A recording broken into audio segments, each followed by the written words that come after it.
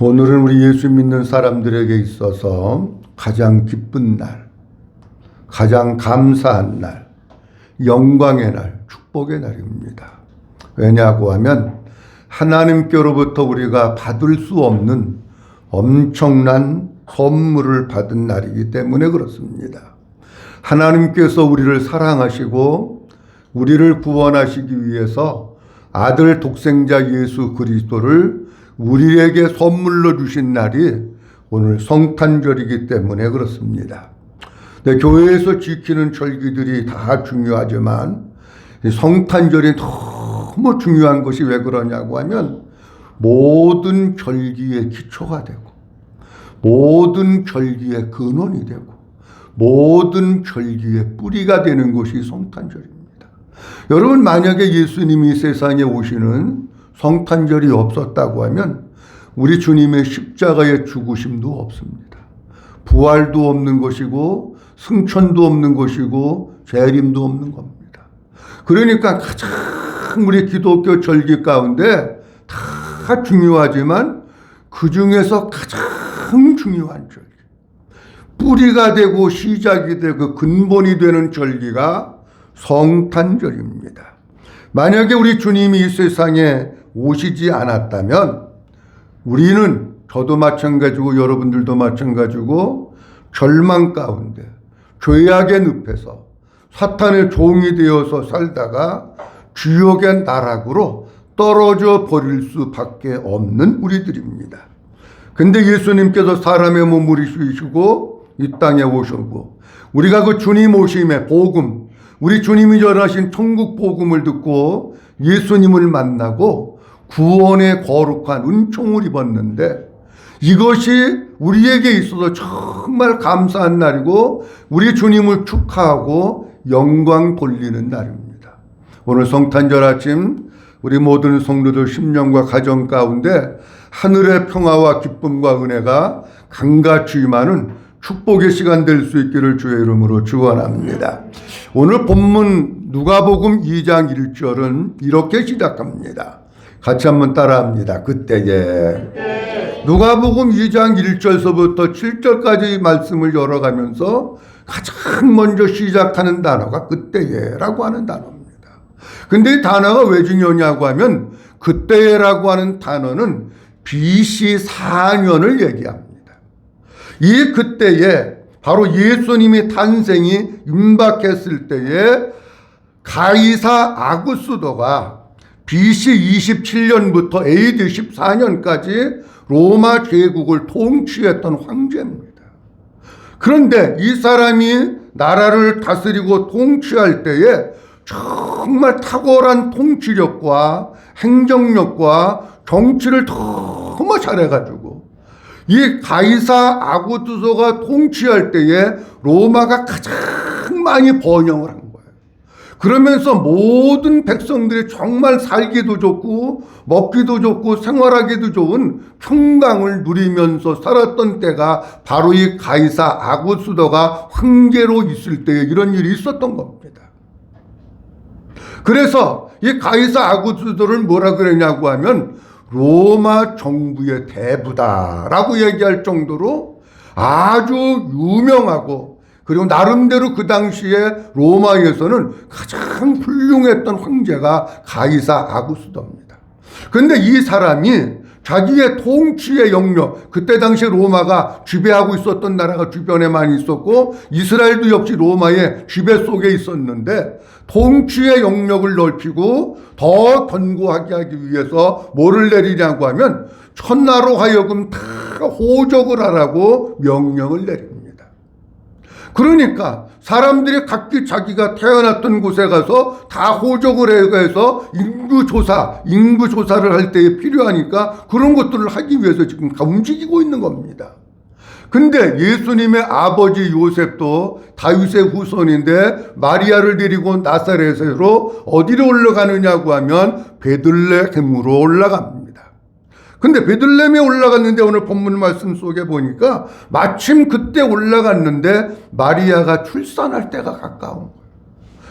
그 사람들이 막 몰려오니까 여관에는 사람이 막 그냥 10,000원이고 그런데 가서 보니까 여관에 있을 방이 없는 거예요. 그래서 예수님을 나서 강보에 싸가지고 구유에 누웠다.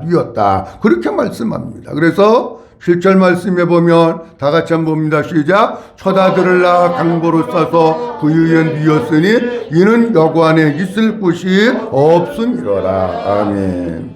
오늘 본문 말씀 속에 보면 예수님을 낳았는데 무슨 따뜻한 방 그것도 아니에요.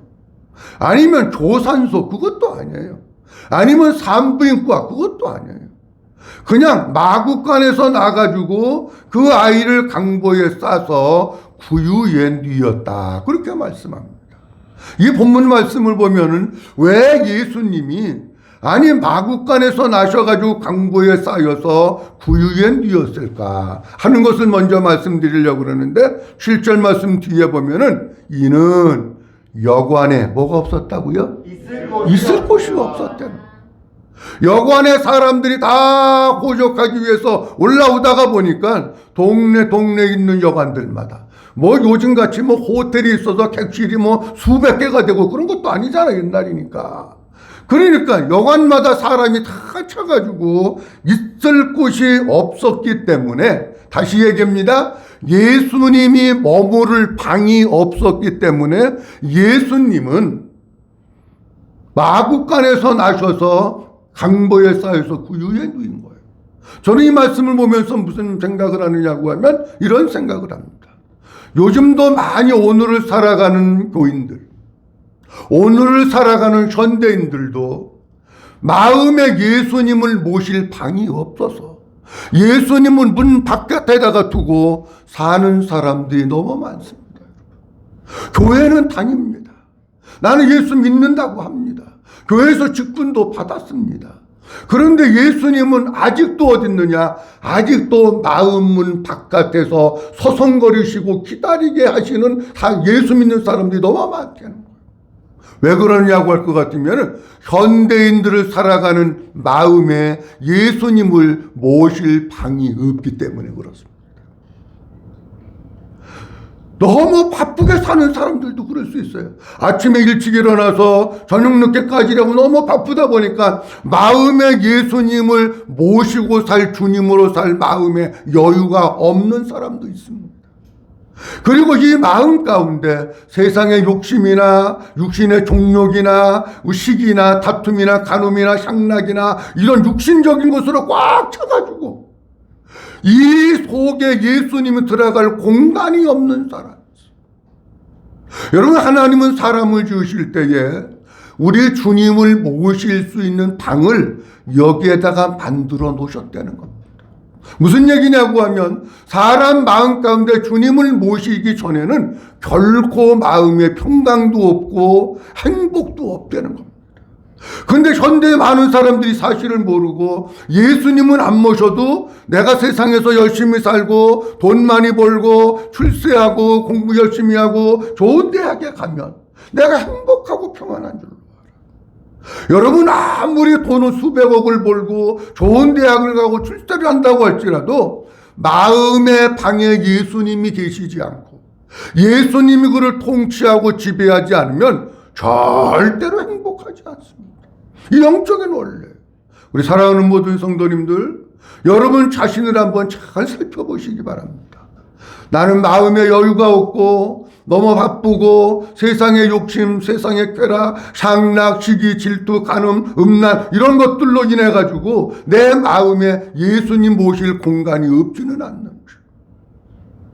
그래서 우리 성도들이 예수님을 문 바깥에다 두고 사는 성도들이 아니라 예수님과 함께 사는 이런 우리 모든 성도들이 될 수 있기를 주님의 이름으로 축원합니다. 오늘 부유에 오신 예수님, 이런 제목으로 말씀을 드리려고 하는데 조금 어려울 수도 있습니다. 여러분, 정신을 바짝 차리시고 잘 들으셔야 되는데 그 예수님이 어떤 예수님인가 하는 것을 몇 가지 말씀드립니다. 첫째로, 예수님은 하나님의 맏아들, 첫 아들로 이 세상에 오신 분이십니다.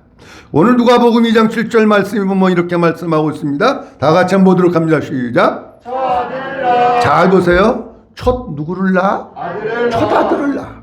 우리가 가지고 있는 개역 개정 성경에는 첫 아들이라고 되어 있고 옛날 개역 성경에는 맏 아들이다 이렇게 되어 있습니다.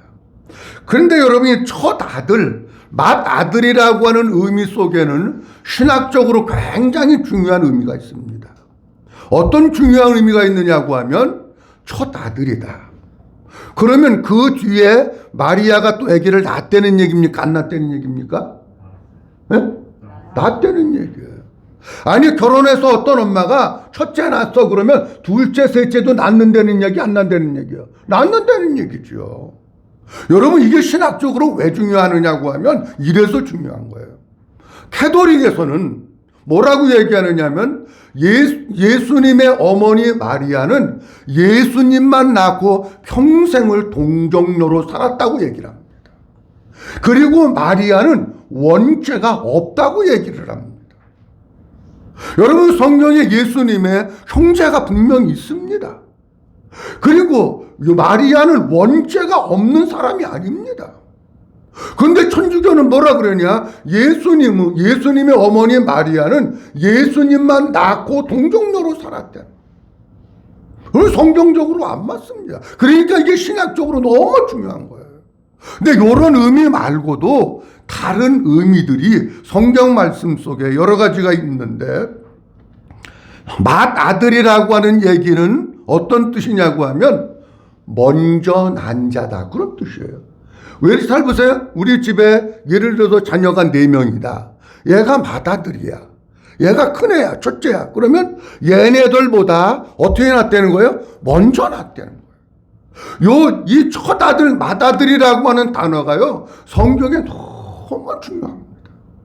자, 그러면 예수님이 말구유에 오셔서 구유에 누셨던 예수님은 첫아들, 맏아들로 오셨는데 그 맏아들, 첫아들로 오셨다고 하는 것은 먼저 나신 자다. 그런 뜻인데 어떤 의미가 있느냐. 구체적으로 세 가지 말씀드립니다. 하나는 맏아들이란 창조물보다 먼저 나신 자라는 의미입니다.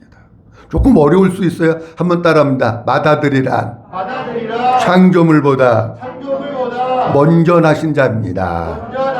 골로새서 1장 15절 말씀에 보면 주님이 우리에게 이렇게 말씀하고 있습니다. 다 같이 봅니다. 시작. 그는 보이지 아니하는 하나님의 형상이요 모든 피조물보다 먼저 나신 이시니. 아멘. 예수님을 얘기하는 거예요. 그는 보이지 아니하는 하나님의 형상이다. 그런데 중요한 것은 모든 누구보다 피조물보다 모든 창조물보다 언제 나셨다고요? 먼저 나셨다는. 요한복음 1장 1절서부터 3절 말씀 가운데 보면 태초에 뭐가 계시니라? 언제 말씀이 계셨다고요? 태초에. 그러니까 만물, 피조물이 있기 전에 말씀이 계셨는데 이 말씀이 누구냐고 하면 예수님이라. 이 말씀이 하나님과 함께 계셨으니 이 말씀은 곧 하나님이시니라. 2절 말씀. 그가 태초에 누구와 함께 계셨고 하나님과. 그러니까 예수님이 태초에 누구와 함께 계셨고 하나님과 함께 계셨대. 모든 피조물 만물들이 지으시기 전에 벌써 맏아들 되신 예수님은 이전부터 계셨대. 3절 말씀에 그로 말미암아 시작. 그로 만물이 그로 말미암아 지은 바 되었으니 지은 것이 하나도 그가 없이는 된 것이 없느니라. 아멘. 그러니까 모든 창조 만물이 있기 전에 계셨고 그래서 그 주님이 하나님과 함께 모든 만물을 다 지으셨대. 믿어주시면 아멘. 자, 예수님이 누가복음에 보면 이런 말씀을 하십니다. 다윗이 예수님을 보고 뭐라고 불렀느냐? 주라고 불러. 주님이라고. 요 말씀을 잘 이해하셔야 됩니다. 그러면 다윗이 있을 때에 예수님이 있었습니까? 네? 이렇게 자신이 없으셔. 다윗이 있었을 때 예수님이 계셨느냐고요? 안 계셨어요? 너무 어려워요. 다윗이 시대에는 육신적인 예수님은 눈에 보이지 않지만 이미 예수님은 그 전부터 계셨던 거예요. 믿어주시면 하나님. 그러니까 다윗이 예수님을 보고 주님이라고 불렀던 거예요. 근데 그거를 사람들은 모르니까 바리새인들이 시비를 거는 거예요. 어떻게 다윗 있을 때 예수님이 없었는데 다윗이 당신 보고 주라고 부르냐? 그러는 거예요. 여러분, 다윗이 있기 전에, 만물이 있기 전에 예수님이 이미 계셨던 분이에요. 그러니까 성부 성자 하나님은 이미 만물이 있기 전부터 계신 줄로 믿으시기 바랍니다. 이래야 문제가 풀리는 거예요. 두 번째로는 죽은 자 가운데서 먼저 나신 자를 말합니다. 한번 따라합니다. 죽은 자 가운데서 먼저 나신 자입니다. 골로새서 1장 16절 말씀에 보면 이렇게 말씀하고 있습니다. 그는 몸인 교회의 머리시라. 그가 무엇이요? 근본. 예수님이 근본이에요, 여러분. 그러니까 그 삶 속에서 예수님이 없으면 그냥 그 삶은 그냥 모래 위에 집을 짓는 삶이에요. 왜? 근본이 없으니까. 죽은 자 시작. 죽은 자들 가운데서 먼저 나신 이시니 이는 친히 만물의 으뜸이 되어 가시니라. 아멘. 잘 보세요. 죽은 자들 가운데서 어떻게 나셨다고요? 먼저 나셨대요. 먼저. 자, 요한계시록 1장 5절 말씀에도 보면 이렇게 말씀하고 있습니다. 자, 다 같이 한번 봅니다. 시작. 또 충성된 증인으로 죽은 자들 가운데서, 잘 보세요. 또 충성된 증인으로 죽은 자들 가운데서 언제 나셨다고요? 먼저. 아니, 죽은 자들 가운데서 먼저 나셨다는 게 뭐예요? 죽은 자들 가운데서 제일 먼저 부활하셨다. 이걸 말씀하고 있는 거예요. 그러니까 예수님은 부활의 첫 열매가 되시는 겁니다. 고린도전서 15장 20절 말씀에 보면 그러나 이제 그리스도께서 죽은 자들 가운데서 다시 살아나사 잠자는 자들의 무슨 열매가 되셨다고요? 첫 열매가 되셨다고요. 15장 23절 말씀해 볼 것 같으면은 이렇게 말씀합니다. 그러나 시작. 그러나 각각 자기 차례대로는 먼저는 첫 열매인 그리스도요. 다음에는 그가 강림하실 때에 그에게 속한 자요. 아멘. 보세요. 예수님이 부활의 첫 열매입니다. 자, 여기 복숭아 나무가 있습니다. 첫 열매가 복숭아가 열렸습니다. 그러면 그 다음 내년에는 무슨 열매 맺힐까요? 복숭아 열매가 맺히는 거예요. 잘 들으셔야 됩니다. 여기 예수님이라고 하는 나무가 있습니다. 이분이 부활의 첫 열매를 맺으셨습니다. 그러면 이분에게 속해 있는 사람들, 여기 그리스도에게 속한 자요 그렇게 나왔으면 다시 얘기합니다. 예수님에게 붙어 있는 사람들, 다시 얘기하면 예수님 안에 사는 사람들, 내 안에 예수님이 계시고 예수님이 내 안에 계신 그 사람들은 그 다음에 예수님이 강림하실 때에 그가 부활합니까 안 합니까? 부활하는 거예요. 그러니까 너무 중요한 게 뭐냐고 하면 맏아들 첫 아들이라고 하는 게 너무 중요한 거예요. 맏아들을 모르면 부활이 없는 거예요. 맏아들 대신에 예수님께 붙어있지 아니하면 그 사람은 부활이 없는 거예요. 이 부활이 없다고 하는 것은 천국에서 영생을 누리는 영적인 생명의 부활을 얘기하는 거예요. 그러니까 예수님이 맏아들이라고 하는 것은 죽은 자들 가운데서 먼저 나셨는데 죽은 자들 가운데서 먼저 나셨다고 하는 것은 부활 죽은 사람들 가운데서 먼저 부활했다. 부활의 첫 열매다. 그것을 말씀하고 있는 거예요. 우리 사랑하는 성도 여러분, 부활의 첫 열매가 되시고 죽은 자들 가운데서 먼저 나신 예수 그리스도 안에 붙어 있고 예수님께 속해서 살고 예수님 안에서 살다가 우리 주님이 땅에 강림하실 때에 생명의 부활로 나오는 영광이 있기를 주님의 이름으로 축원합니다. 그다음 세 번째로는 모든 성도들이 본받을 맏아들이라는 겁니다. 한번 따라합니다. 모든 성도들이 본받을 맏아들이라는 의미입니다. 모든 성도들이 본받아야 될 맏아들. 조금 쉽게 얘기하면 이런 얘기입니다. 가정에 예를 들어서 자녀가 5명이다. 그 누가 중요하느냐고 하면 맏아들이 중요한 거예요. 맏아들이. 왜 그러냐고 하면 사람들은 교육을 통해서도 배우지만 보고 배워요. 잘 보세요. 애들이 5명인데 밑에 동생이 4명 있어요. 그러면 이 마지, 근데 어떤 집은 목사님 마지가 아들이 아니고 딸인 집도 있어요. 아니, 그럴 수 있지. 너무 그렇게 따지지 말고, 마지가 예를 들어서 잘하고 동생들을 관리를 잘하면 동생들이 다 마지의 영향을 받는 거예요. 제가 애들 키워보니까는요, 자녀들은, 이 아이들은요, 부모님의 권위, 부모님의 명령, 부모님의 가르침도 물론 중요해요. 근데 실제로는요, 마지의 영향력이 더 큽니다. 저도 우리 형님이 계셔요. 우리 동생들도 있고 그런데 우리 형님이 하는 거에 동생들이 하나 이의제기 안 합니다. 형님이 너무 중요한 거야. 우리 여기 애들 2명 있지만 우리 큰애가요. 큰애가 딱 가정의 기준을 딱 잡아놓으니까는요. 가정의 질서가 딱 솟버리는 거예요. 마지가 너무 중요해야 되니까 그냥 마지가 맨날 흥청거리고 개판 치고 뭐 그냥 술 마시러 돌아다니고 뭐 그냥 막 이러고 돌아다니고 그러면은 그 동생들도 뭐 엄마 아빠는 뭐 마지가 그냥 뭐 개판을 쳐도 그냥 내비두네. 나도 개판으로 살아야겠네. 보고 배우는 거예요. 마지가 너무 중요한 거예요, 여러분. 그러니까 진짜 가정은요, 마지를 잘 키워야 돼요.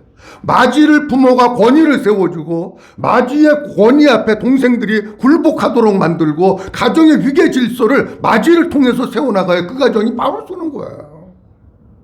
마지를 그냥 막 무시하고 깔고 뭉기고 뭐 너 같은 것이 막 이러고 그러면 그 가정 힘들어.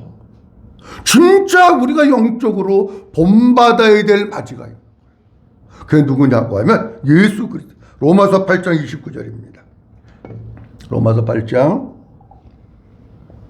하나님이 시작. 하나님이 미리 아신 자들을 또한 그 아들의 형상을 본받게 하기 위하여 미리 정하셨으니 이는 그로 많은 형제 중에서 해보세요. 아들의 형상을 뭐하게 하기 위해서? 본받게 하기 위해서. 이는 그로 많은 형제들 중에서 뭐가 되겠다고요? 맏아들이 되겠다잖아. 그러니까 우리는 본받아야 될 분이 누구냐고 하면 맏아들 되시는 마지 첫째 되는 예수 그리스도 그분을 본받는 것이 우리의 신앙생활. 누구를 바라봐야 되느냐? 예수님 바라봐야지. 누구를 닮아가야 되느냐? 예수님 닮아가야지. 사도 바울은 고린도서 11장 1절 말씀에서 내가 그리스도를 본받는 자 된 것 같이 너희는 나를 본받는 자 되라 이렇게 말씀합니다. 이는 사도 바울이 뭘 말씀하고 있냐면 내가 그리스도를 본받는 자 된 것 같이 너희도 그리스도를 본받는 자 되라고 하는 말씀이에요. 여러분, 우리는 신앙생활하면서 절대로 사람 본받고 그러지 마세요. 사람은 다 허물이 있고 사람은 다 부족하고 사람은 다 실수가 있어. 누구만 본받아야 되느냐? 주님만 바라보고 주님만 닮아가고 주님만 따라가고 주님으로 사는 성도들 될 수 있기를 주님의 이름으로 축원합니다. 그 다음 예수님은 베들레헴에 오셨습니다. 누가복음 2장 4절서부터 5절 말씀에 보면 주님이 이렇게 말씀하십니다. 요셉도 시작. 요셉도 다윗의 집 족속이므로 갈릴리 나사렛 동네에서 유대를 향하여 베들레헴이라 하는 다윗의 동네로 그 약혼한 마리아와 함께 호적하러, 잘 보세요. 베들레헴으로 올라갔다고 떠났다고? 올라갔대잖아. 예수님은 어디 나셨느냐? 베들레헴에 났어. 근데 베들레헴을 여기선 뭐라고 얘기하냐면 다윗의 동네다 그렇게 얘기해요. 이 말씀 보면서 몇 가지 말씀드리려고 합니다. 예수님이 이 땅에 왕으로 오셨다는 거예요. 한번 따라합니다. 예수님은 왕으로 오셨습니다. 다시 한번 합니다. 예수님이 나의 왕이십니다. 믿어주시면 하면 예수님 누구라고요? 나의 왕이라는 거예요. 여기 다윗의 동네로라고 말씀하고 있는데 다윗의 동네는 예루살렘을 가리키는 거예요. 다윗이 이스라엘 모든 지파들 위에 남북을 통일해서 통일 왕국을 이룹니다. 통일 왕국을 이루고 예루살렘을 정복하고 거기에다가 수도를 정하면서 자기 성이라고 하는데 사무엘하 5장 5절 말씀에 보면 이렇게 말씀하고 있어요. 헤브론에서 7년 6개월 동안 유다를 다스렸고 예루살렘에서 33년 동안 온 이스라엘과 유다를 다루셨느니라. 예루살렘에서 다스렸다는 거예요. 그리고 5장 7절 말씀에 보면 이제 이렇게 말씀합니다. 다 같이 봅니다. 시작. 다윗이 시온 산성을 빼앗았으니 이는 다윗성이라. 9장 말씀에도 다윗이 그 산성에 살면서 무슨 성이라고 했다고요? 다윗성이라고 그랬잖아. 그러니까 예루살렘이 다윗성이라고 하는 것은 다윗의 동네라는 얘기예요. 그런데 예수님이 어디에서 태어났느냐고 할 것 같으면 다윗의 동네에서 태어났다는 거예요. 다윗의 동네에서 태어났다고 하는 의미는 무슨 의미냐고 하면 예수님이 왕으로 오셨다는 거예요. 다윗은 왕권을 얘기하는 겁니다. 지금도 이스라엘 국가는 다윗의 별이 그려져 있어요. 다윗의 왕권이에요. 그러니까 예수님이 다윗의 동네에서 태어났다고 하는 것은 그냥 얘기하는 게 아니고 이 땅에 만왕의 왕으로 오셨음을 우리에게 선포하고 있는 거예요. 그런데 잘 보세요. 제가 이 말씀을 보면서 그럼에도 불구하고 이 세상에는 아직도 많은 사람들이 예수님을 왕으로 모시지 않고 사는 사람들이 너무나도 많이 있어요. 사무엘상 8장 말씀해 볼 것 같으면은 이 사무엘 선지자가 나이가 들어서 이제 은퇴를 해야 됩니다. 우리로 얘기하면. 근데 아들들은 보니까 아들들은 아버지를 또 안 닮았어. 그래가지고 백성들이 보니까 아버지 저 아들들에게 뭘 맡기면 안 될 것 같은 거예요. 그러니까 사무엘 선지자에게 뭐라 그러냐고 하면 이렇게 얘기를 합니다. 그들이 이르되 보소서 당신은 뭐 했고? 당신의 아들들은 당신의 어떻게 했고? 행위를 따르지 않고. 그러니까 자녀에게 신앙 유산이 안 간 거예요. 자녀들은 믿음으로 안 키웠다는 얘기예요. 그러니 모든 나라와 같이 우리에게 뭘 세워달라고요? 왕을 세워달라고. 근데 사무엘 선지자가 보니까 이스라엘의 나라의 왕은 하나님이신데 세상 나라와 같이 자꾸 왕을 달라고 하니까 사무엘 선지자 그건 안 된다. 하나님이 왕이셨고 여기까지 이끌어 오셨는데 세상 사람이 왕이 되면 안 된다. 그런 거 세상 거 본받으면 안 된다. 그렇게 얘기를 해도 안 들으니까 사무엘 선지자가 하나님 앞에 하나님 어떻게 하면 좋아요? 내가 얘기해도 뿌득뿌득 우기면서 왕을 달라고 얘기하고 있는데 하나님 어떻게 하면 좋아요? 그러니까 이렇게 하나님께서 말씀하십니다. 8장 7절 말씀에 보면 이렇게 말씀하셔요. 여호와께서 시작. 여호와께서 사무엘에게 이르시되 백성이 내게 한 말을 다 들으라. 이는 그들이 너를 버림이 아니요 나를 버려 자기들의 이게 중요한 말이에요. 사무엘 당신은 안 돼. 당신 늙었잖아. 아들들도 불량하잖아. 왕 세워줘. 사무엘이 안 된다고. 아니 그래도 하나님이 왕이시라도 안 듣는 거야. 그 사무엘 선지자가 하나님 앞에 가서 하나님 어떻게 해요? 고집을 피우고 말을 안 듣는데 어떻게 해요? 그랬더니 하나님 이렇게 말씀하십니다.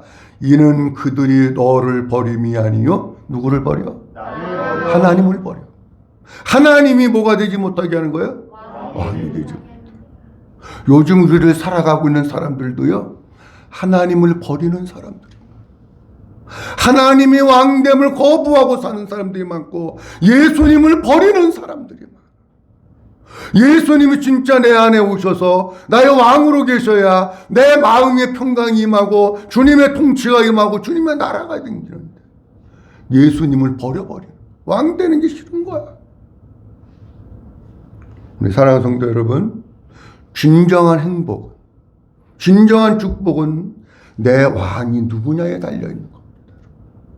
마귀가 왕으로 다스리면 그 사람은 평생도록 도적질하고 죽이고 멸망시키는 삶을 살 수밖에 없어요.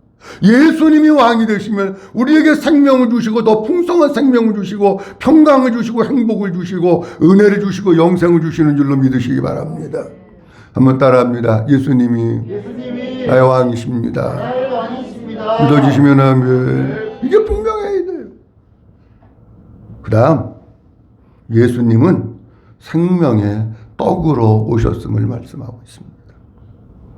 아까 누가복음 2장 4절 5절 말씀에 보면 호적하러 베들레헴으로 올라갔다 말씀합니다.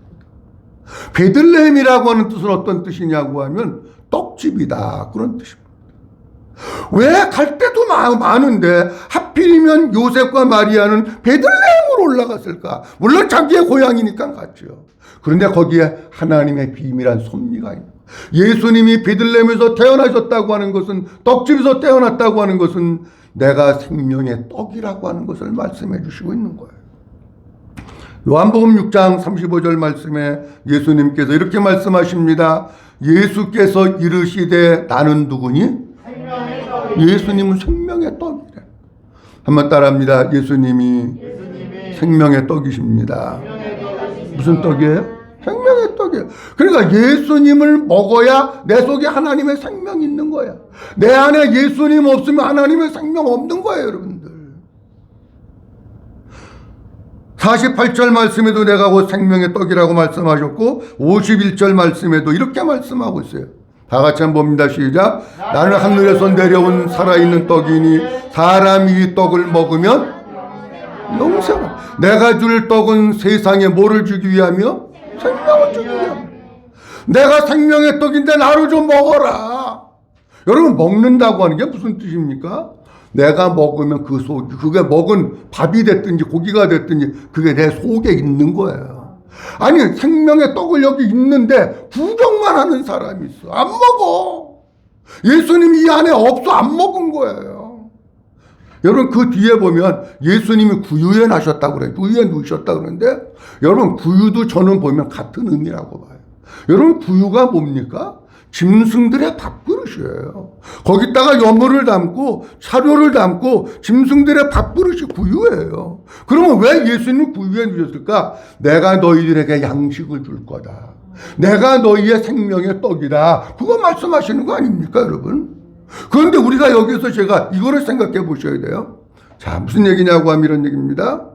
사람이 밥을 먹는데 많이 밥을 먹으면 이 속에 더 먹어야지, 그런 마음 있습니까, 없습니까?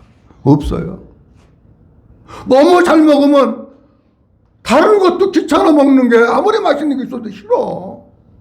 무슨 얘기냐고 하면 이런 얘기다. 영적으로 우리 성도들이 신앙생활을 하면서 아직도 뭐가 허전하고, 아직도 뭐가 굶주리고, 아직도 뭐가 좀 부족한 것 같고, 그래서 어디 좀 기웃기웃대니까, 어디 좀 예언기도도 좀 받들어 가보고 싶고, 뭐 이렇게 하면 막 쓰러진다는데 막 그런 데도 좀 가보고 싶고. 여러분, 그렇습니까? 왜 그런 줄 아십니까? 이 속에 생명의 떡을 안 채워놔서 그래요. 이 속에 예수님으로 채워지지 않아서 영적인 굶주림이 있고 목마름이 있는 거예요. 아직도 영적인 갈증이 있다고 하면은 그것은 누구의 책임이 아니고 여러분들 속에 예수님으로 채우지 않아서 그런 거예요. 제가 복음을 만나고 보니까 그렇다니까. 저도 복음을 깨닫기 전에는요, 오만 대 엄청 많이 다녔어요. 손수건 던지면 쓰러지는 데도 가봤고, 풀 그러면 벌렁 나가 떨어지는 데도 가봤고, 저도 그냥 막 목이 마르니까 별게 다 많았어요. 어떤 때는 또 저기 서울 잠시 여기 뭐 저쪽에서 뭐 한다고 그래가지고 뭐 하니까 그 목사님은 뭐 테이프도 많이 만들고 책도 쓰고 가지고 그러는 분이라 훌륭하다고 그래서 갔는데, 앉아서 이렇게 갖다 대면 사람들이 벌렁벌렁 나가 떨어지는 거예요. 손만 갖다 대도. 나는 손 갖다 댔는데 이게 안 쓰러지는 거야, 또. 그러니까 이 양반이 안 쓰러지니까 손가락으로 밀어버리더라. 그럼 뭔가 굶주리니까, 부족하니까, 목이 마르니까 막 그런 데도 가보고, 막. 여러 군데 가보잖아. 이 교회도 가볼까, 저 교회도 가볼까, 뭐, 불 내리는 데는 없나, 금가루 떨어뜨리는 데는 없나, 금리빨 만들어주는 데는 없나, 근데 찾아다니는 거예요. 사랑하는 성도 여러분, 떡은 먹어야 돼. 예수님은 구유에 우리의 양식으로 오셨어. 생명의 떡을 주시기 위해서 오셨는데, 그 예수님을 내 마음의 주님으로 모셔드려. 그 예수님을 내 마음의 왕으로 모셔드려서 정말 우리 모든 성도들이 생명의 떡으로 배부르고 만족하고 행복하고 기쁜 믿음의 삶을 살아갈 수 있기를 주님의 이름으로 축원합니다. 마지막 결론입니다. 계속해서 말씀을 드렸는데 한번 따라합니다. 구유에 오신 예수님은 우리 마음에 오셔야 합니다. 구유에 오신 예수님이 어디에 오셔야 된다고요? 마음에 오셔야 돼요. 구유에만 계시면 소용없어. 우리 안에 오셔야 돼요. 우리 안에. 성경 구절이 많이 있지만 한 군데만 봅니다. 에베소서 3장 14절, 15절, 17절 봅니다. 사도 바울이 에베소 교회를 향한 간절한 기도입니다. 이러므로 내가 하늘과 땅에 있는 각 족속에게 15절 다 같이 봅니다. 시작. 이름을 주신 아버지 하나님께 무릎을 꿇고 비노니. 사도 바울이 에베소 교회 성도들 향해서 무릎을 꿇고 하나님 앞에 기도하는 거예요. 무릎을 꿇고 간절하게. 뭐라고 기도하느냐? 17절 말씀에 보면 이렇게 기도합니다. 아주 중요한 말씀이에요. 사도 바울이 얼마나 에베소 교회 성도들을 사랑했으면 하나님 아버지 앞에 무릎을 꿇어가면서 간절히 기도했고, 그 기도한 내용이 뭘까? 17절 다 같이 봅니다. 시작. 믿음으로 말미암아 그리스도께서 너희 마음에 계시게 하옵시고. 아멘. 잘 들으세요. 얼마나 중요한 말씀인지 몰라요? 믿음으로 말미암아 그리스도께서 너희 어디 계시게 하옵시고? 마음에. 한번 따라합니다. 그리스도께서 내 마음에 계시게 하옵시고. 내 마음에 계시게 하옵시고. 아멘. 그리스도께서 내 마음에 계시게 하옵시고. 요 마음에 계신다고 하는 것은 어떤 뜻이냐고 하면 이런 뜻입니다. 내 마음에 잠시 머물렀다가 가는 걸 얘기하는 거야. 마음에 계시게 하옵시고는 내 마음의 주님이 내가 사는 날 동안 내 안에 계신 걸 말하는 거예요. 그러니까 진짜 그리스도가 내 마음 안에 계신 사람들은 내가 아무리 힘들고 아무리 어렵고 아무리 바쁘고 아무리 고난이 있고 시험이 있고 핍박이 있어도 예수님 떠날까요? 안 떠날까요? 안 떠나는 거예요, 여러분. 마음에 없는 사람들은 자기 나오고 싶으면 나와. 안 나오고 싶으면 안 나오는 거야. 바쁘면 안 나와. 여유 있으면 나오는 거야. 기분 나쁘면 안 나와. 기분 좋으면 나오는 거야. 그건 그리스도가 없는 거예요, 여러분. 아니, 그리스도가 내 안에 계셔서 나를 지배하시고 다스리시고 내 마음을 붙들고 계시고 내 생각을 사로잡고 계신데, 아니 어떻게 내 기분 따라 신앙생활을 합니까? 어떻게 뭐 나왔다 안 나왔다 엿장에서 가위 두들기듯이 합니까? 아니에요. 진짜 그리스도가 내 마음의 주인으로 좌정하고 계신 사람은 눈이 오나 비가 오나 바쁘나 안 바쁘나 환난이 있으나 기쁨이 있으나 고난이 있으나 시험이 있으나 좋은 일이 있으나 슬픈 일이 있으나 날마다 믿음으로 살고 그리스도로 살게 되는 줄로 믿으시기 바랍니다. 이게 중요한 거예요. 예수님을 말구유에만 있게 하지 마. 우리 안에 모셔드려서 그리스도로 사는 우리 모든 성도들이 될 수 있기를 주님의 이름으로 축원합니다. 자, 오늘 말씀 예수님이 마다들로 오셨다 하는 것에 대해서 말씀을 드렸습니다. 마다들은 창조주보다 먼저 나신 자, 마다들은 죽은 자들 가운데서 제일 먼저 부활해서 부활의 첫 열매가 되신 자, 마다들은 모든 성도들이 본받아야 될 아들이 마다들. 근데 예수님이 베들레헴에 오셨는데, 베들레헴에 태어났다고 하는 것은 예수님이 만왕의 왕으로 이 세상에 오신 것을 말씀하고 있습니다. 그리고 예수님이 베들레헴에 태어났다고 하는 것은 생명의 떡으로 오신 것을 말씀하고 있습니다. 우리 사랑하는 성도 여러분, 성탄절을 맞이해서 진짜 말구유에만 계신 예수님이 아니라 우리 마음 가운데 예수님이 계셔서 우리 속에 하나님의 생명으로 채워주고 주님으로 채워져서 갈증도 없고 목마름도 없고 주님으로 만족하고 주님으로 행복하고 주님으로 사는 우리 모든 성도들이 될 수 있기를 주의 이름으로 축원합니다. 기도합니다. 전능하신 아버지 하나님, 은혜를 감사합니다. 오늘도 성탄절 아침 우리에게 허락하시고 아버지 앞에 저희들 찾아 나와서 예비하며 말 구유에 오신 예수님에 대해서 말씀 주신 것을 감사합니다. 예수님이 머물 곳이 없어서 마구간에서 태어나 말 구유에 누우셨습니다. 우리 안이 너무 복잡하고 여유가 없고 세상의 죄악으로 가득 차서 예수님이 머물 공간이 없어서 예수님을 문 밖에 두지 말게 하시고 우리의 마음을 다 비워놓게 하시고 우리 공간 속에 마음속에 주님이 들어오시는 역사가 있어지게 하옵소서. 예수님이 말 구유에만 계신 것이 아니라 우리 마음 가운데 영원토록 우리와 함께 거하심으로 말미암아 우리 모든 성도들이 주님의 생명으로 살게 하시고 우리 모든 성도들이 주님의 왕 되심을 믿으며 그분을 왕으로 모시게 하시고 우리 주님께 붙어서 살다가 부활의 첫 열매 되시는 예수님이 부르실 때에 영광스러운 생명의 부활을 누리는 모든 성도들이 될 수 있도록 축복해 주시옵소서.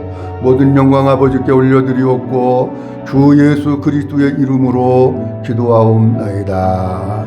아멘.